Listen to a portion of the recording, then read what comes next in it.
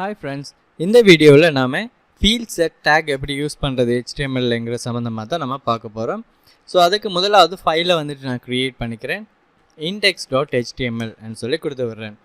So கொடுத்ததுக்கப்புறம் எனக்கு தேவையான பேசிக்ஸான டேக்ஸ் எல்லாமே நான் இங்கே க்ரியேட் பண்ணிடுறேன்.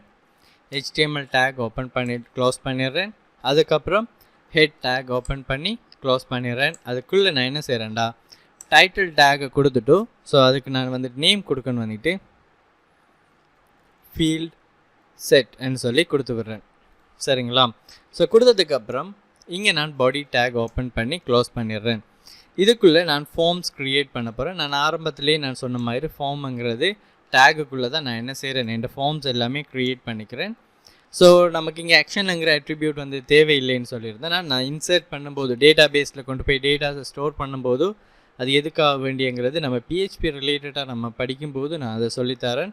ஸோ இப்போதைக்கு நமக்கு அது தேவையில்லை. நான் ஃபார்முங்கிற டேகுக்குள்ளே வந்துட்டு Fieldsetங்கிற டேகை வந்துட்டு நான் என்ன செய்திடுறேன், ஓப்பன் பண்ணி க்ளோஸ் பண்ணிடுறேன். சரிங்களா? ஸோ க்ளோஸ் பண்ணிவிட்டு நான் இங்கே என்ன செய்ய போகிறேன், லேபிள் ஒன்று கொடுக்கணும் வந்துட்டு. ஸோ அந்த லேபிளில் வந்துட்டு நான் நேம் கொடுக்கணும் வந்துட்டு ஃபர்ஸ்ட் நேம் கொடுத்து விட்டேன். ஸோ கொடுத்ததுக்கப்புறம் இன்புட் வந்துட்டு நான் கொடுக்க போகிறேன். ஸோ இன்புட் ஸோ டெக்ஸ்ட் கொடுத்து விட்டேன். சரிங்களா? எனக்கு இந்த 4ங்கிறது இப்போதைக்கு தேவையில்லை. ஸோ நான் 4ங்கிறது ஏன் யூஸ் பண்ணுறதுங்கிறது ஆல்ரெடி சொல்லிட்டேன். ஸோ இப்போ நான் ரெண்டு பிரேக் த்ரோ கொடுக்கேன். என்ன காரணம், ஸோ ஒரு பிரேக் த்ரோ வந்துட்டு அடுத்த லைனில் கொண்டு வந்து ஸ்டார்ட் பண்ணணுன்றதுக்காண்டி, ரெண்டாவது பிரேக் த்ரோ என்னத்துக்காண்டி கொடுத்தேன்னு சொன்னால், அந்த ரெண்டு நம்ம இப்போ அடுத்த க்ரியேட் பண்ண போகிற இன்புட்டுக்கும் இதுக்கும் இடையில் ஒரு ஸ்பேஸ் ஒன்று இருக்கணுன்றதுக்காண்டி நான் இங்கே என்ன செய்கிறேன், லாஸ்ட் நேம்னு சொல்லி கொடுத்து விடுறேன். ஸோ கொடுத்துட்டு நான் இங்கே என்ன செய்கிறேன், இந்த ஃபோல்டர் ஓப்பன் பண்ணி இந்த டெக்ஸ்ட்டை வந்துட்டு இண்டெக்ஸ் ஃபைலில் ஓப்பன் பண்ணேன்னு பாருங்கள். எனக்கு இங்கே போர்டர் ஒன்று டிஸ்பிளே ஆகிருக்கு. இந்த போர்டர் தான் பார்த்தீங்கன்னு சொன்னால் இந்த Fieldsetன்னு சொல்கிறது. சரிங்களா? ஸோ கொடுத்துட்டேன். ஸோ இப்போ நான் என்ன செய்ய போகிறேன்ட்டு பாருங்கள். ஸோ அடுத்ததாக வந்துட்டு மொபைல் நம்பருக்குன்னு சொல்லி ஒரு டெக்ஸ்ட் ஒன்று ஆட் பண்ணிடுறேன். ஸோ இங்கே கொடுக்க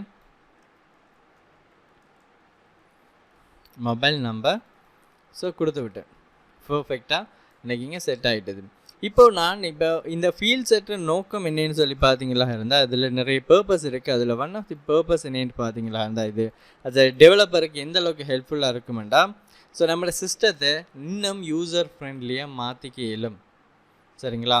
ஸோ இன்னும் யூசர் ஃப்ரெண்ட்லின்னு சொல்கிறது என்னது, இப்போ நம்ம டைப் பண்ணிகிட்டே போகும்போது வந்துட்டு ஸோ சில இன்ஃபர்மேஷன்ஸை நம்ம ஒரு ஃபார்ம் ஃபில் பண்ண கூட சில இன்ஃபர்மேஷன், இது பர்சனல் இன்ஃபர்மேஷன், இது ப்ரொஃபஷ்னல் இன்ஃபர்மேஷன் என்று சொல்லி நம்ம கேட்டகரைஸ் பண்ணிக்கக்கூடிய மாதிரி இருக்கும். ஸோ அந்த மாதிரி வரும்போது இது எதுக்குரியது, இந்த அவ்வளோ இப்போ இந்த ஃபர்ஸ்ட் நேம் லாஸ்ட் நேம் அதே மாதிரி மொபைல் நம்பர் எல்லாமே பர்சனல் இன்ஃபர்மேஷன் இல்லைங்களா? ஸோ அதுக்கு வந்துட்டு லெஜெண்ட்னு சொல்கிற ஒரு டேக் இருக்குது. அந்த டேகுக்குள்ளே நான் என்ன செய்கிறேன், பர்சனல் இன்ஃபர்மேஷன் சொல்லி கொடுத்து விடுறேன். ஸோ கொடுத்துட்டு இப்போ போய் ரீஃப்ரெஷ் பண்ணுறேன்னு பாருங்கள்.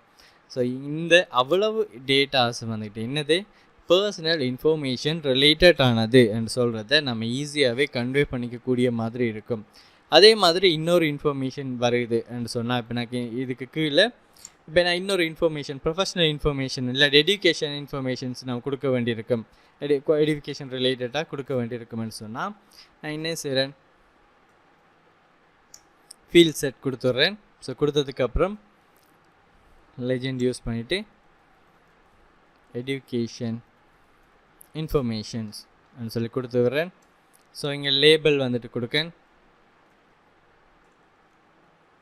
ஸோ 4 தேவையில்லை, நான் அதை அழிச்சு விடுறேன். இதுக்குள்ளே வந்துக்கிட்டு டிகிரி டைப் சொல்லி கொடுக்கேன். ஸோ கொடுத்துட்டு அதை டைப் பண்ணுற மாதிரி ஆப்ஷன்ஸ் கொடுக்க போகிறமாக இருந்தால் நம்ம இன்புட் டைப்பே கொடுத்துக்கக்கூடிய மாதிரி இருக்கும். அல்லது நம்ம செலக்ட் பண்ண போகிறாங்கன்னு சொன்னால் நம்ம என்ன செய்யலாம், நான் அந்த இடத்த வந்துட்டு செலக்ட் ஆப்ஷன் யூஸ் பண்ணக்கூடிய மாதிரி இருக்கும். சரிங்களா? நான் இங்கே இப்படி செலக்ட் பண்ணிட்டேன். இப்போ போயிட்டு ரீஃப்ரெஷ் பண்ணுறேன்னு பாருங்கள். ஸோ இது ஒரு இன்ஃபர்மேஷன் அப்போ நமக்கு யூசர்ஸ் டேட்டாஸை என்டர் பண்ணும்போது ஈஸியாகவே அவரோட இன்ஃபர்மேஷன்ஸை இதுதான் சொல்லி அவர் ஈஸியாக ஐடென்டிஃபை பண்ணிக்கக்கூடிய மாதிரி இருக்கும். ஸோ இது வந்துட்டு யூசர் ஃப்ரெண்ட்லியாக வந்துட்டு நம்ம சிஸ்டமை இம்ப்ளிமெண்ட் பண்ணுறதுக்கு ஈஸியாக இருக்கும். ஸோ யூசர் எக்ஸ்பீரியன்ஸ் ரொம்ப ஹையில் கொண்டு போகக்கூடிய ஆப்ஷன்ஸில் இதுவும் கொண்டு வந்துக்கிட்டு ஸோ நீங்களும் ட்ரை பண்ணி பாருங்கள். ஸோ இது எந்த மாதிரியான இடங்களில் அப்ளை பண்ணலாமாங்கிறது நம்ம ரியல் லைஃப் சினரியோ வந்துட்டு யூஸ் பண்ணும்போது நம்ம அப்ளை பண்ணி பார்ப்போம். தேங்க்யூ ஃபார் வாட்சிங்.